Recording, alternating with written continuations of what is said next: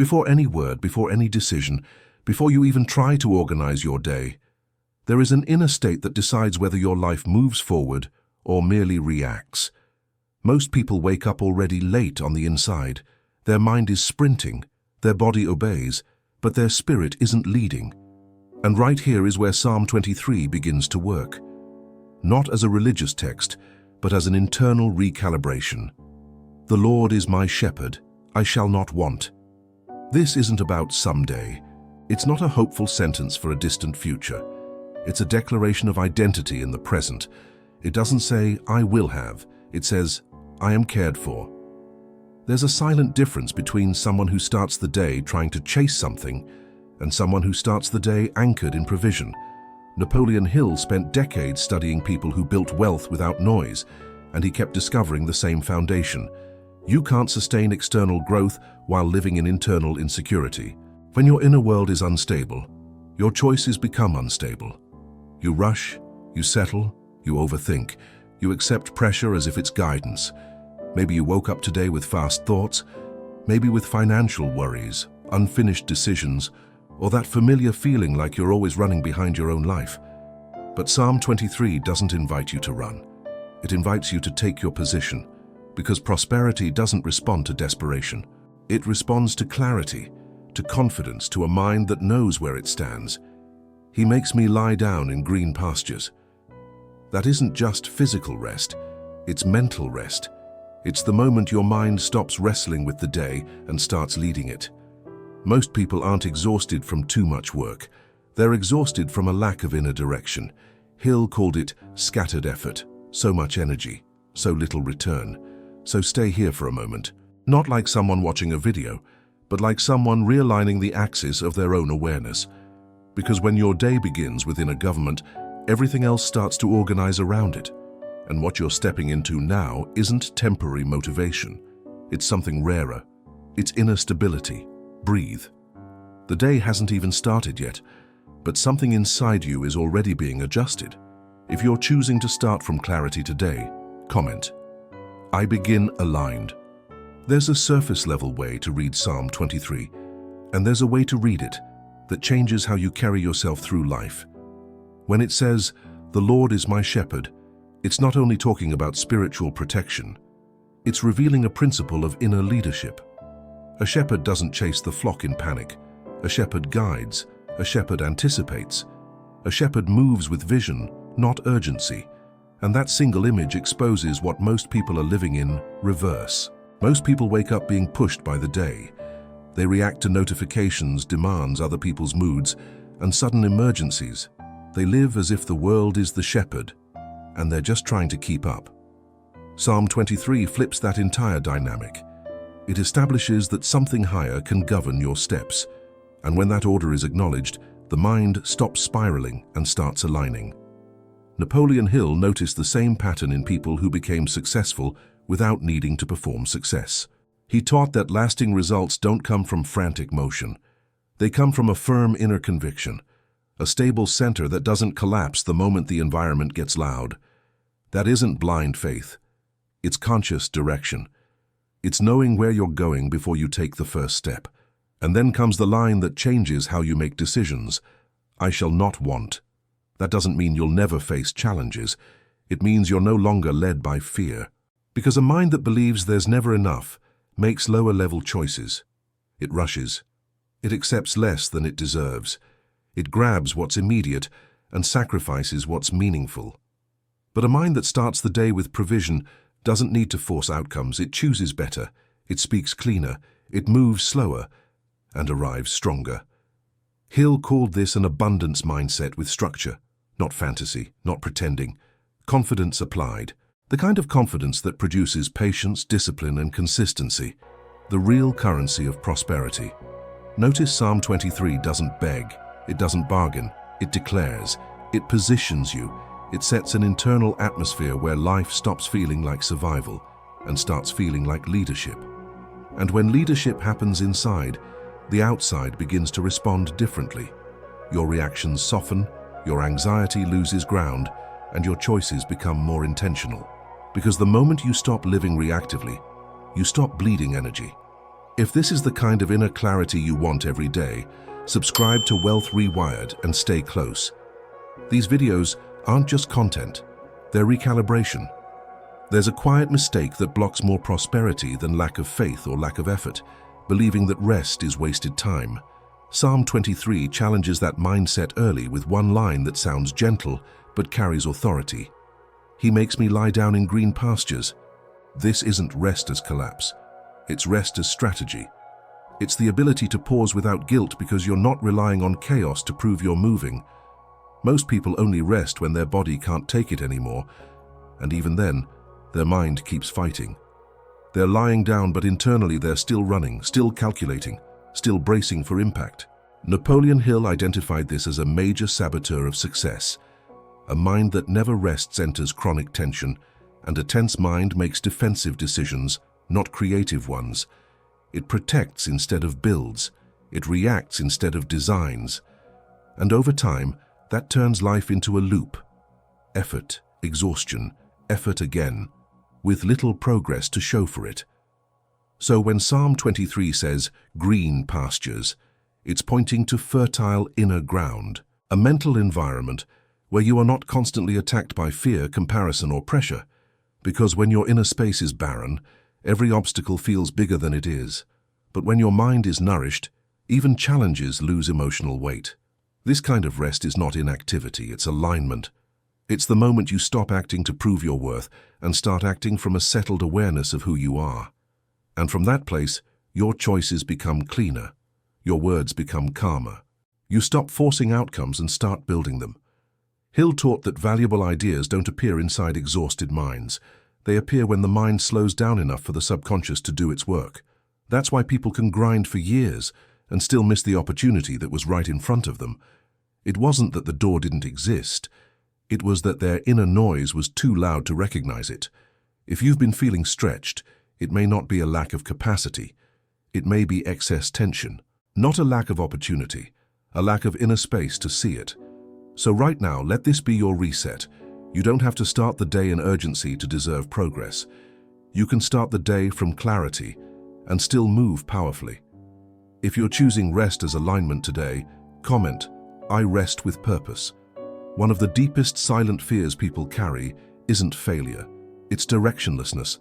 It's waking up every day spending energy without feeling led. Psalm 23 speaks directly into that anxiety when it says, He leads me in paths of righteousness for His name's sake. It doesn't promise an easy road. It promises the right one. And notice the word paths, not highways, not wide, obvious avenues that everyone can see and applaud. Paths are narrow, often quiet, sometimes hidden, which means real prosperity isn't always about following the crowd. It's about staying consistent with what's true, even when the choice looks too small to impress anyone. Napoleon Hill observed that truly successful people rarely looked rushed. They moved with a strange calm, even when they had a lot on the line, because they had something most people don't have: an internal axis, a defined center, a reason that didn't collapse under pressure. When you don't have direction, anxiety takes over. And anxiety creates impulsive decisions. It makes you switch plans too quickly. It makes you chase shortcuts. It makes you abandon what's working just because it's not working fast enough. Over time, that kind of instability costs more than any external obstacle ever could. But Psalm 23 doesn't eliminate challenges. It eliminates internal confusion in the middle of them. Because when you feel guided, you don't react to every stimulus. You choose. And choosing with clarity is one of the highest forms of power. Hill called this definite purpose. It's not having every answer. It's having a stable inner framework that keeps you from being pulled in 10 directions at once. When that framework exists, you don't change your route every time someone speaks. You don't abandon process because of impatience. You don't trade consistency for approval. Maybe you're in a season of decision right now. A choice no one can make for you. A turning point that requires you to stop asking the world for permission and start listening to the deepest part of you that already knows what alignment feels like. Psalm 23 teaches this. Direction is not born from external noise.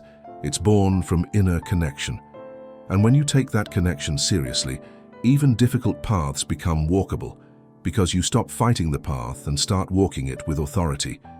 If you're choosing clarity over confusion, comment, "I walk my path." Every path of growth has moments where the light feels weaker. Psalm 23 doesn't avoid that reality. It goes straight into it. Even though I walk through the valley of the shadow of death, I will fear no evil. This isn't just about external danger, it's about internal seasons of uncertainty. The moments when your mind starts whispering, "Is this worth it?" The times when you're doing the work, but the results haven't shown up yet. When you're building quietly, but no one seems to notice. When you're changing, and the world hasn't caught up, the valley isn't punishment, it's transition. It's the space between who you were and who you're becoming. Napoleon Hill noticed something painful and true. Many people quit right here, not because they failed, but because they interpret discomfort as a sign they chose wrong, when in reality, discomfort is often a sign of expansion. Fear rises when the mind loses reference points, when what used to feel familiar no longer fits, and what's next hasn't fully formed yet. But Psalm 23 gives you an anchor. For you are with me. That isn't passive dependence. It's awareness of support. A mind that knows it isn't alone holds decisions with more strength. Hill taught that real faith doesn't remove obstacles. It removes paralysis. It keeps you moving when the environment stops confirming your vision. Prosperity requires phases where the structure is being built before the reward is visible. And that's why the valley tests identity more than ability. It's not asking, "Can you do it?" It's asking, "Will you stay who you said you are when the lights go down?" Maybe you're there right now, working without immediate return, making hard choices, feeling invisible, carrying pressure privately. And if you are, hear this clearly. Psalm 23 doesn't promise shortcuts out of the valley. It promises presence through it. And crossing through is what builds inner authority. Hill called this the test of clarity.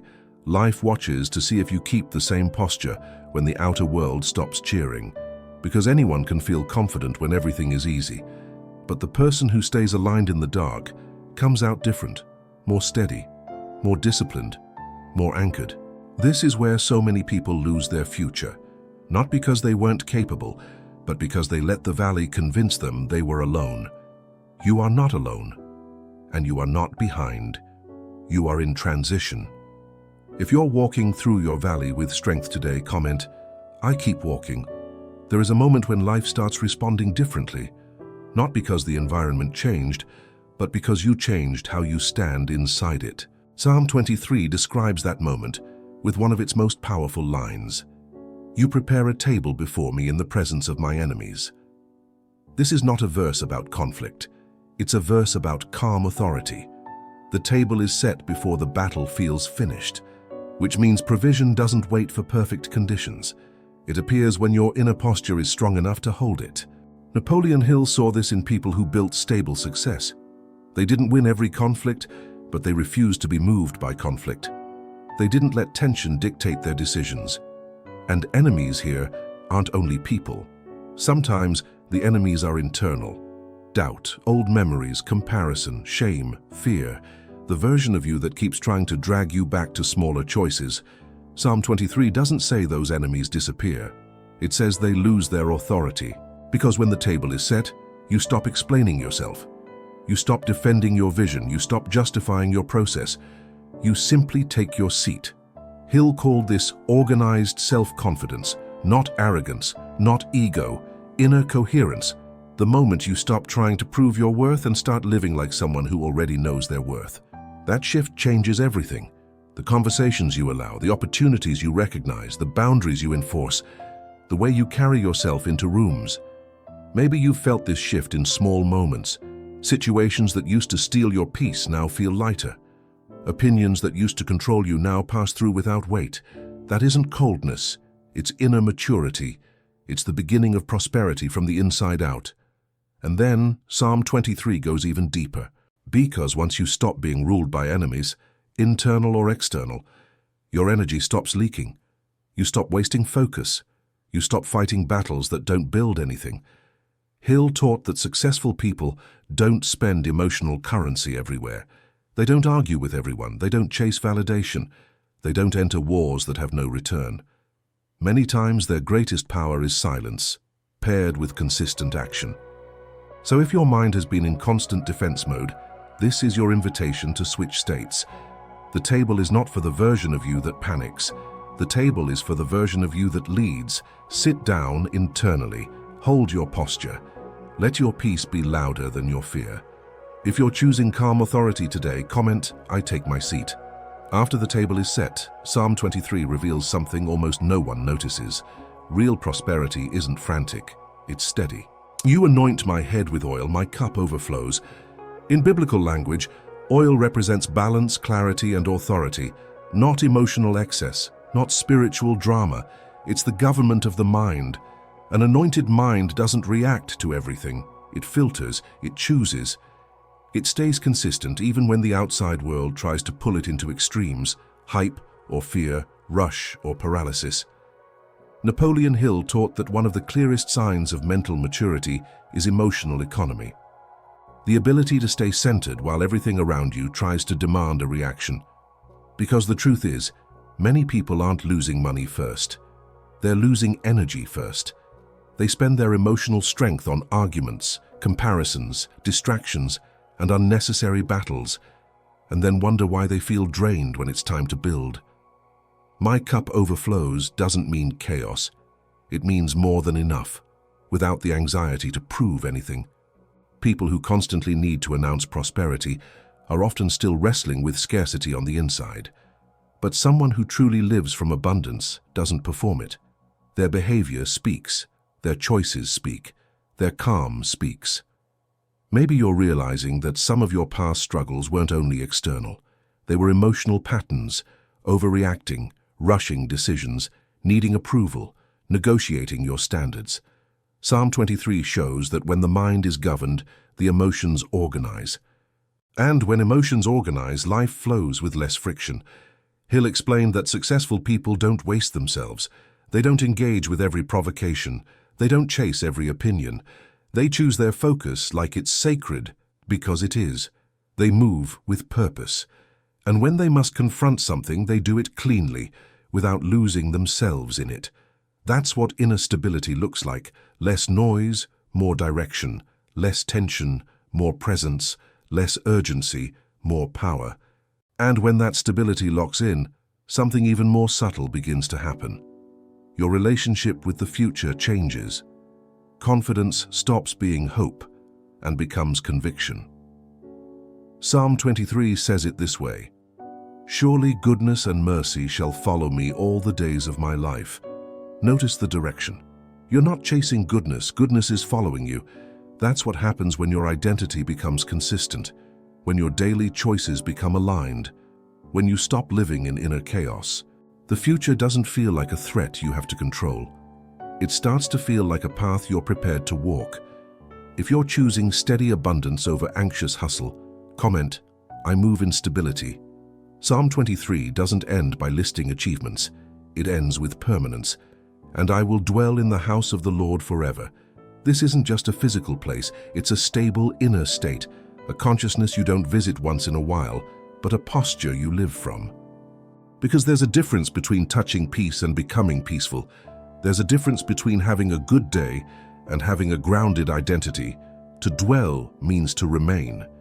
Many people experience moments of clarity, faith, discipline, even prosperity, and then they lose it. Not because life attacked them, but because old mental patterns pulled them back. They return to overthinking. They return to urgency. They return to emotional instability. Psalm 23 is showing you the real finish line, not a spike of motivation, but a permanent alignment. Napoleon Hill described this stage as inner harmony, when thought, emotion, and action stop pulling in different directions. You no longer want one thing, feel another, and live a third. Your inner world becomes coherent, and when you become coherent, life becomes lighter, even when it's still demanding. If you look back honestly, what exhausted you the most over the years wasn't only challenges. It was instability, too much doubt, too much fluctuation. Starting strong, then stopping midway, building momentum, then sabotaging it with fear. Psalm 23 doesn't promise a life without valleys. It promises continuity through them, a state where you don't lose yourself in the middle of the process. Hill taught that real success is sustained by identity, not occasional effort. When identity becomes firm, you don't have to monitor yourself every second. The right choices start to feel natural. Your standards become clear. Consistency stops requiring brute force. So before you go back into your day, take a few seconds in silence, not like someone finishing a video, but like someone taking an inner position. You don't wake up to chase, you wake up to lead. You don't react to the day. You establish yourself inside it. You don't beg for prosperity. You act from the conviction that creates it. Say this quietly, or in your mind, as a decree for the day ahead. Today, I begin with clarity. My mind is aligned. My decisions are steady. Provision walks with me. I move with purpose, discipline, and peace. If this grounded you, comment. Today I dwell in alignment. And if you want to keep living in this field of clarity, discipline, and inner prosperity, subscribe to Wealth Rewired and turn on notifications. Here, each video is more than content. It's a daily reminder of who you're becoming. Your day has already started, and now you know exactly where you're walking from.